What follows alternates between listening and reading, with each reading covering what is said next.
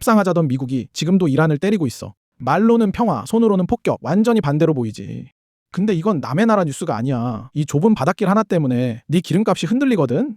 미국은 왜 이란과 싸우고 이란은 왜 안 물러서고 그게 왜 내 주유소까지 오는지. 복잡해 보이는 이 전쟁을 딱 하나의 줄기로 풀게. 먼저 이 전쟁이 왜 어떻게 시작됐는지부터. 사실 2026년 2월 미국과 이란은 핵협상 테이블에 앉아 있었어.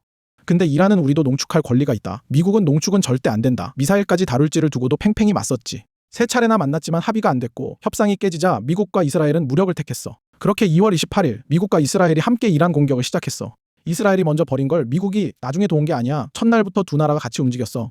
그리고 그 첫 타격에 이란 최고 지도자가 제거됐어. 한 나라의 최고 지도자가 전쟁 첫날에 사라진 거야. 충격이 어마어마했지. 이란은 가만히 있지 않았어. 미사일 수백 발, 드론 수천 기를 영내로 쏟아냈어. 미군 기지도 이스라엘 도시도 표적이 됐고 중동 전역이 2달 넘게 불바다가 됐어. 그러다 봄이 되자 전쟁은 겨우 멈추는 듯 했어. 그런데 여름 들어 공습이 다시 시작됐어. 그리고 지금 그 재개된 공습의 전면에 서 있는 건 이스라엘이 아니라 미국이야. 왜 미국이 앞에 섰을까? 그 답이 이 전쟁의 진짜 계산이야. 놀라운 건 미국이 그 계산을 숨기지도 않았다는 거야.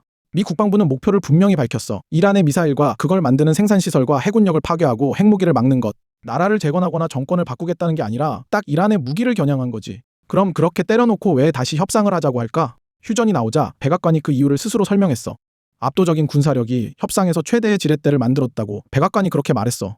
무슨 뜻이냐면 먼저 힘으로 눌러야 원하는 걸 받아낸다는 거야. 이걸 카드게임으로 보면 훨씬 쉬워. 보통은 싸움이 끝난 뒤에 협상 테이블에 앉잖아. 근데 미국은 반대였어. 먼저 공격해서 상대의 카드, 미사일과 생산시설과 해군력을 줄이고 카드가 얇아진 상대를 테이블에 앉혀 핵과 해협을 받아내려는 거지. 그러니까 폭격과 협상은 반대가 아니라 미국이 공개한 논리 안에선 하나의 전략이었어. 다만 처음부터 다 짜고 친 함정이었나는 단정할 증거가 없어. 확인되는 건 힘을 이용한 협상까지야. 자, 여기까진 미국의 계산이야. 근데 협상은 혼자 하는 게 아니잖아. 반대편 이란의 계산도 봐야 해. 이란 입장에서 생각해보자. 이란은 미국을 군사력으로 정면에서 이길 수 없어. 그건 이란도 알아. 그래서 이란이 손에 쥔 진짜 카드는 딱 하나야. 바로 호르무즈. 이 좁은 해협을 막겠다고 위협하는 거지. 직접 다 막지 않아도 돼. 막을 수도 있다는 신호만으로 세계 유가가 출렁이거든. 그럼 유가 걱정에 미국도 협상장에서 마냥 밀어붙이기 어려워져. 그리고 이건 이번이 처음이 아니야. 2019년에도 이란은 호르무즈에서 유조선을 공격하고 영국 배를 통째로 납포해 승무원 23명을 2달 넘게 붙잡아뒀어.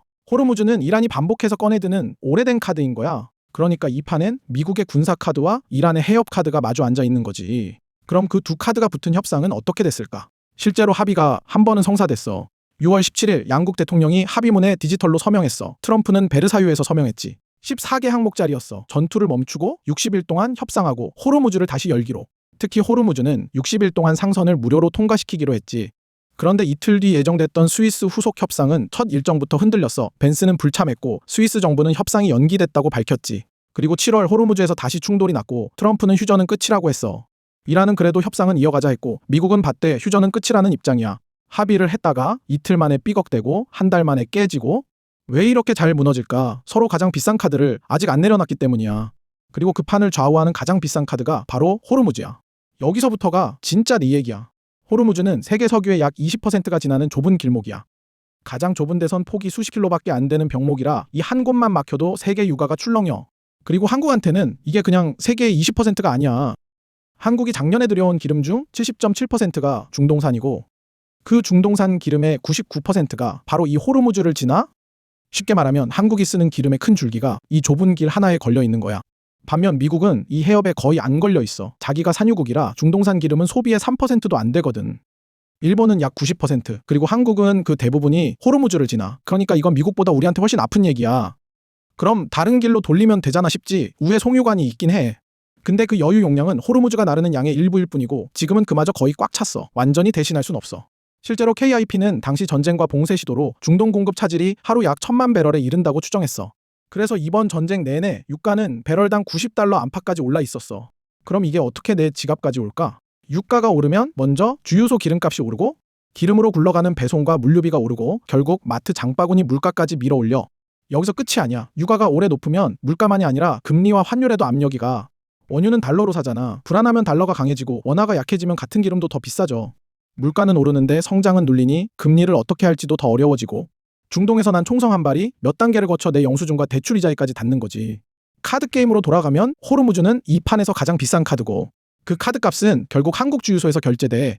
자, 그래서 지금 상황을 정리하면 이래. 7월 23일 기준 미군 공습은 12번째 밤까지 이어졌어. 그리고 로이터는 이란 고위 당국자 한 명을 인용해 중재국이 열흘 휴전안을 제시했다고 보도했어. 아직은 한 사람의 전원이라 확정된 건 아니야. 여기서 우리가 할 일은 다음이 어떻게 될지 예측하는 게 아니야. 대신 이 세 가지만 지켜보면 돼. 하나, 호르무즈에서 상선이 실제로 다시 다니기 시작하는지.